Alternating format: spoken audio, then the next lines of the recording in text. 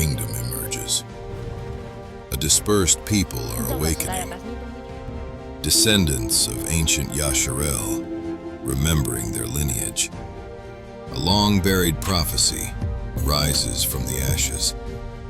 The prophets foretold of a leader, not the Messiah, but a prince, a descendant of David, appointed by Yahuah to guide the renewed tribes.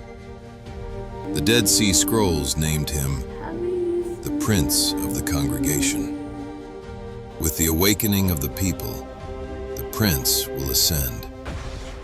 Discover the prophecy, the Davidic Prince in the last days, unveiling the restoration of the 12 tribes, the Prince's mission, the millennial kingdom, the reawakening of Yashar'el.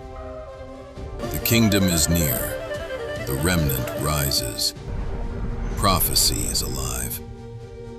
Prepare for the vision of the prophets, the Davidic Prince approaches.